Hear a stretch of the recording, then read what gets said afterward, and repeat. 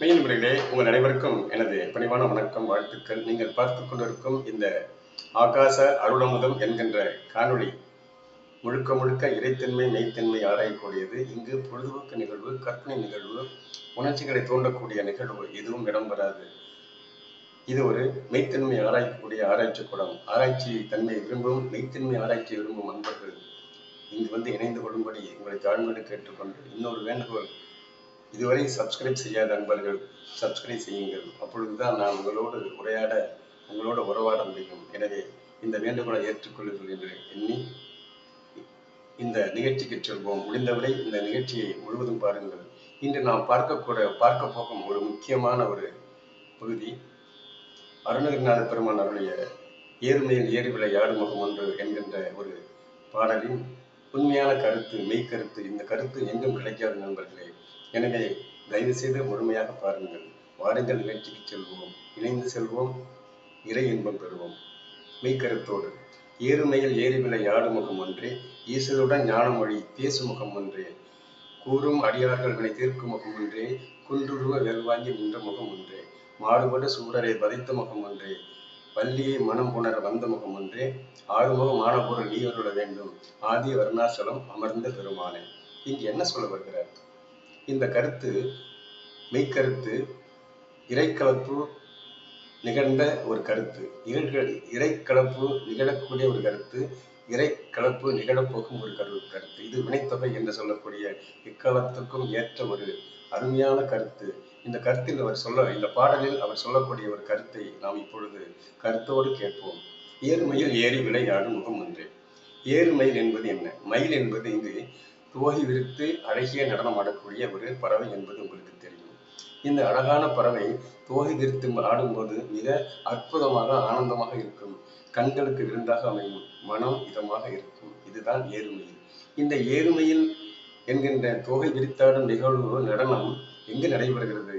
நாம் இறைக்கலப்பு என்று சொல்லக்கூடிய தவம் ஏற்றும் போது அங்கே மயில் தோகை போன்ற ஒரு நடன நிகழ்ச்சி, அற்புத ஆனந்த நிகழ்ச்சி நடைபெறுகிறது.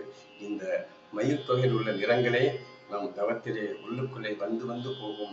இது தவம் செய்யும் அன்பர்களுக்கு எளிதாக புரியும். தவம் செய்யாத அன்பர்கள் இதை புரிந்து கொள்ளுங்கள். இதுதான் இங்கு ஏறுமையில் ஏறி விளையாடும் முகம் ஒன்று. அடுத்த வரியிலே ஈஸ்வருடன் ஞான மொழி பேசும் முகம் ஒன்று. ஈசர் என்பவர் யார்? ஈசன் என்பது இறைவன் இருப்பு நிலையாக இருக்கிறார்.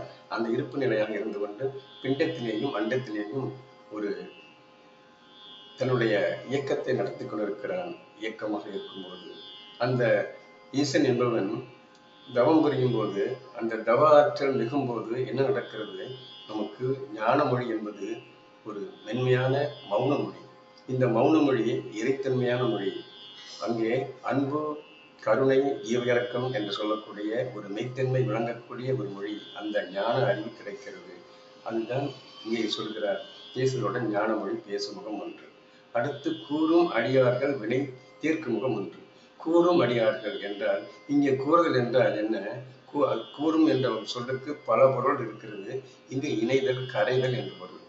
இறைவனோடு இணையும் போது, கரையும் போது யார் கரைகிறார்கள்? அடியார்கள் என்றால் அந்த இறைத்தன்மையை விரும்பக்கூடிய அடியார்கள். கரையும் போது வினை தீர்க்கும். வினை என்பது இந்த கர்மாக்கள், அதாவது பிராரப்த, சஞ்சித, ஆகாமிய கர்மா. இந்த கர்மா பற்றி நான் தனியாக உங்களுக்கு ஒரு பதிவு செய்திருக்கிறேன், அதை பார்த்து தெரிந்து கொள்ளுங்கள். இப்பொழுது சுருக்கமாக கூறுகிறேன். இந்த கர்மாக்களை நீக்கக்கூடியது இந்த அடியார்கள், அந்த தவநிலை.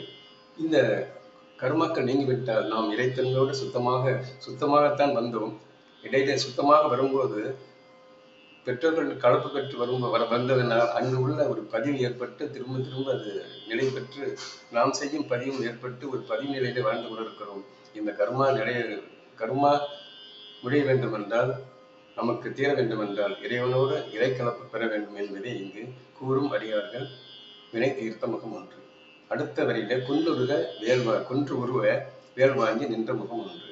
குன்று என்பது குன்றுதல், உருவம் என்பது இந்த உருவம். இந்த பௌதிக உடல் மறைந்து ஸ்தூல காரண உடலாக மாற வேண்டும்.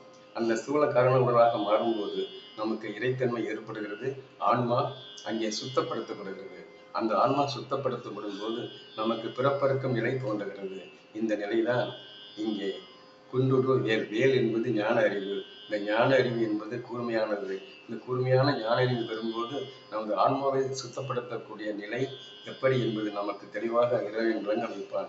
அந்த விளக்கம் பெற்றவுடன் நாம் ஆன்மாவை விளங்க வைக்கும் தவநிலையை, தவ வாழ்க்கையை மேற்கொள்வோம். இந்த தவ வாழ்க்கையை மேற்கொள்ளும் போது நமக்கு இந்த குன்றுகள் என்று உருவ குன்றுகள் என்று சொல்லக்கூடிய உருவ குன்றுகள் என்று சொல்லக்கூடிய இந்த பௌதிக உடல் நமக்கு ஸ்தூல உடலாக, காரண உடலாக அதிகம் வலுப்பெறும் போது நமக்கு எல்லையற்ற ஆனந்த நிலை, மகிழ்ச்சி நிலை, தெளிவான மனநிலை உருவாகும். இதுதான் குன்றுருவ வேல் வாங்கி.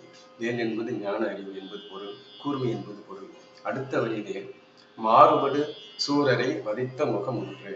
மாறுபடு என்பது என்றால் அதாவது ஒரு மாற்றத்தை உருவாக்க வேண்டும். இந்த உருவத்தை அதாவது மாற்றத்தை உருவாக்க வேண்டும் என்றால் ஆன்மா சுத்தப்படுத்த வேண்டும் என்றுதான் அர்த்தம். அதாவது டிரான்ஸ்பர்மேஷன் என்று சொல்லக்கூடிய நிலை மாறி மியூட்டேஷன் என்கின்ற நிலை, அது முற்றிலுமாக மாற வேண்டும். மியூட்டேஷன் என்பது முற்றிலுமாக. அந்த முற்றிலுமாக மாறும்போது நமக்கு இறை தன்மை எப்படி கலப்படமற்று இருக்கிறதோ அதே போல நாமும் கலப்படமற்ற ஒரு நிலையாக மாறிவிடுவோம். அந்த கலப்படமற்ற நிலை வரும்போது அங்கே ஆனந்தம் மட்டுமே இருக்கும். அந்த நிலைதான் சூரர் என்பது இங்கு இந்த அவுட்டர் ஷெல் என்பது பொருள். நாம் அணிந்திருக்கும் அதாவது இந்த பௌதிக உடல் மீது நாட்டம் செல்லாமல் இறை நாட்டம் செல்ல வேண்டும். இறையின் சூக்கும சரீரத்தின் மீது ஆன்மாவை சுத்தப்படுத்த வேண்டும். அதுதான் இங்கு சூரர். இந்த சூரரை மாறுபட செய்ய வேண்டும். பௌதிக உடலிலிருந்து ஸ்தூல உடலுக்கு செல்லும் போது இந்த உடல் மாறுபாடடைந்து ஆன்மா தூய்மை பெறுகிறது. அங்கே பிறப்பு அற்ற நிலை, மரணமற்ற நிலை என்ற ஒரு நிலை ஏற்படுகிறது. அது இறைத்தன்மையான நிலை. படைத்த என்றால் முற்றிலும் அழிக்கக்கூடியது. அதாவது இந்த அவுட்டர் ஷெல் என்று சொல்லக்கூடிய அகங்காரம், நான் என்கின்ற அகங்காரம் மாறும்போது அங்கே அதைத்தான் வதைக்கிறார். அந்த வதைத்தல் என்பது அழித்தல். அந்த வதைக்கும் போது இறைவனோடு இணையும் போது அது வதைக்கப்படுகிறது. வதைக்கப்படும் போது நல்ல ஆன்மா விதைக்கப்படுகிறது. எனவே இதை புரிந்து கொள்ளுங்கள். அடுத்தது வள்ளியை மனம் புணர வந்த முகம் ஒன்று. இங்கு வள்ளி என்பது இயக்க நிலை, காஸ்மிக் எனர்ஜி. இந்த தவம் புரியும் போது காஸ்மிக் எனர்ஜி என்று சொல்லக்கூடிய இந்த பிரபஞ்ச இயக்கத்தில் இருக்கக்கூடிய இறைத்தன்மை நம் உடலோடு வந்து இணைகிறது. அந்த உடலோடு இணையும் போது நமக்கு ஆனந்தம், எல்லையற்ற மனம் புணர என்றால், மனம் என்பது திருமணம் உங்களுக்கு தெரியும். ஆண் பெண் இணைப்பிற்காக ஒரு நிகழ்ச்சி. அதுதான் மனம் புணர்தல். அந்த மனம் புணரும் போது அங்கே இறைப்புணர்வு ஏற்படுகிறது. இறைப்புணர்வு ஏற்படும் போது அங்கே ஒரு இறைத்தன்மை நமக்கு கூட வருகிறது. அங்கே காஸ்மிக் எனர்ஜி நமக்கு உள்ளே நுழைந்து எல்லையற்ற பேரானந்தத்தை நமக்கு வாரி வழங்குகிறது. அடுத்து ஆறுமுகம் ஆன பொருள் நீ அருள வேண்டும் என்றால், ஆறுமுகம் என்பது இங்கு ஒன்றை புரிந்து கொள்ள வேண்டும் நண்பர்களே. நமது பஞ்ச இந்திரியங்கள் இருக்கிறது, மெய்வாய் கண்முக்கு செவி.